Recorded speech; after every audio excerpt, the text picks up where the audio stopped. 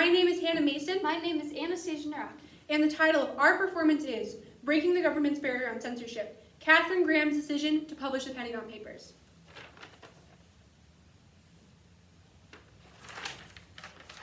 Look at this insanity. Who are we supposed to trust? In the past 2 years, the former First Lady has been investigated by the FBI.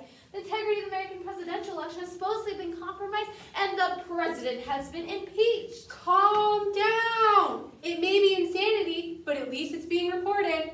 Before the 1970s, the government committed dubious actions and atrocities, and it was all swept under the rug. The president and top officials were assumed nearly infallible, safely barricaded behind the walls of Capitol Hill. The press didn't dare encroach upon the pristine reputation of the American government. It all changed during the mid-20th century.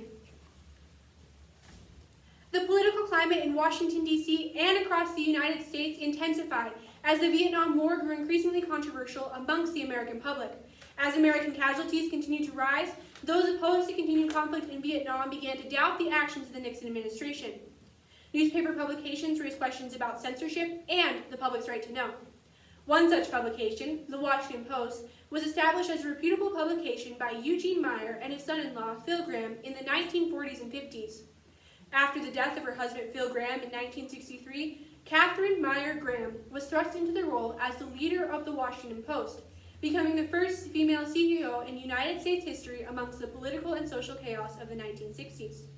She supported the New York Times' endeavor to publish the Pentagon Papers in June of 1971. Her decision broke barriers regarding the public's right to information and free speech. The Pentagon Papers, which catalyzed the destruction of Nixon's administration through the Watergate scandal and eroded public trust of the U.S. government, also set the precedent for today's fact-based publications, such as the Denver Post and the Washington Post, who maintain the newspaper's watchdog function.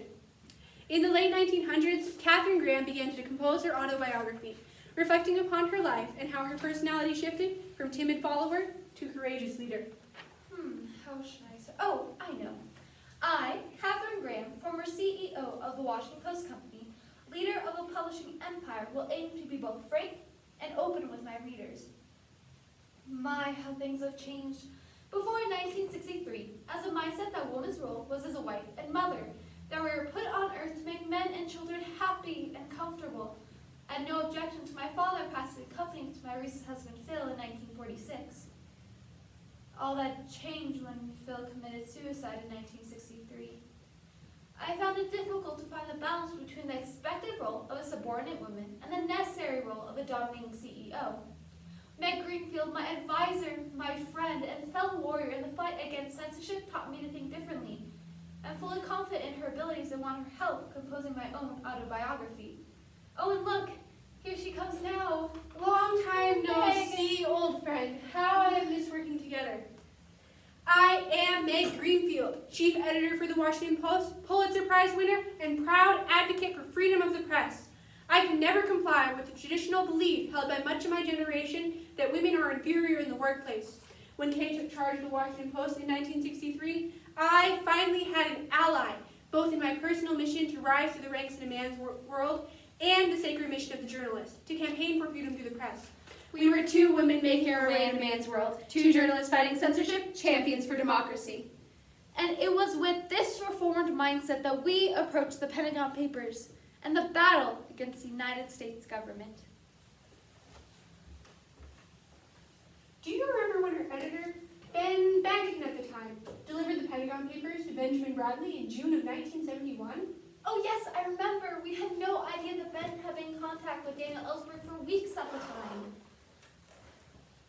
Ellsberg gave him the Pentagon Papers, a 4,000-page report of classified information exposing critical information about the Vietnam War. The New York Times had already been placed under a restraining order by the United States government, but we decided that the Washington Post would not be pressured into silence. The New York Times had 3 months to publish the Pentagon Papers. We only had 14 hours, with the threat of a lawsuit hanging over our heads.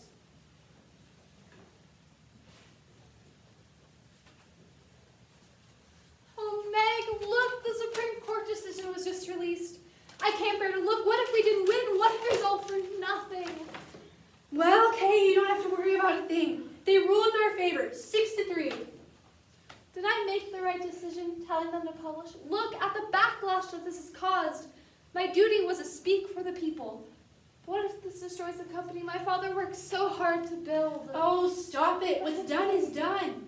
Yes, Kay, we were placed under a restraining order, but we have the combined power of the public and the press all across the United States cheering for us to break the barrier the government has tauntingly put in our way.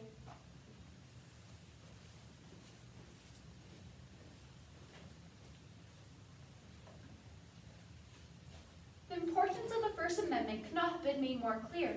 By fighting for the right of newspapers to spread the truth, publishing the Pentagon Papers pushed the boundary of what the press was allowed to say about their government. The battle propelled the Washington Post into the national spotlight. Meanwhile, public trust towards the government plummeted. Nixon had no idea the Pentagon Papers existed. His presidency lay at an impasse. The Watergate scandal started when Washington Post reporters Carl Bernstein and Bob Woodward pursued the story of the Watergate break-in, where 5 men were arrested on September 3rd, 1971, for breaking in and attempting to bug the Democratic National Committee at the Watergate Hotel. Nixon's reaction was over the top. Yes, I remember, but we honestly weren't surprised. As the Washington Post continued to pursue the Watergate scandal, Nixon and his supporters insisted that the Washington Post was threatening national security. In one interview recorded in 1972, That's right. Nixon declared the press is the enemy. His biography and a copious amount of statements released held the view that the Washington Post had polluted the government image, therefore weakening the position of the president. The American public was divided. Was Nixon guilty of the crimes the Washington Post blamed him of? Public disinterest and disapproval of the Washington Post increased due to Nixon's popularity, and because we were the only publication pursuing the story. But we stuck with the story. On May 18, 1973, the Senate Watergate Committee began hearings relating to the conviction of Nixon administration officials. Suddenly, people were listening to what the Washington Post was saying. As public distrust increased, Nixon's paranoia grew. The Watergate scandal culminated in Richard Nixon's resignation on August 8, 1974. While the Nixon administration did its best to recover face, the role as president has been irrevocably damaged. Previously untouchable political figures are now susceptible to the wrath of the press and the public. The press, with the Washington Post in the lead, had crossed the barrier between elite and sometimes corrupt individuals in positions of government authority and the potentially ignorant American public outside the White House.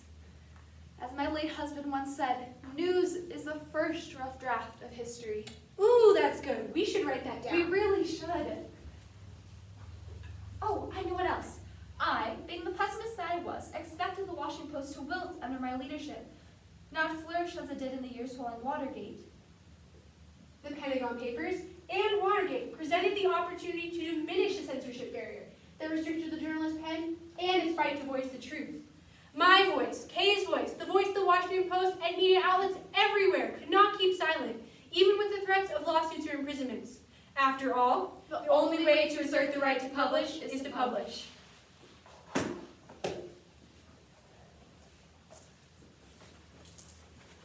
Well, what do you think? Wow, the work of Katharine Graham, Meg Greenfield, Carl Bernstein, Bob Woodward, and Daniel Ellsberg and other whistleblowers have made our leaders now susceptible to the inquiry and exposure of the press. Watchdog journalists, especially those who report on going-ons where a significant portion of the public may demand change, have grown in prominence to prevent censorship and misinformation prevalent before the 1960s. Such journalists and activists have shattered the barrier between leaders on Capitol Hill and the potentially ignorant American public.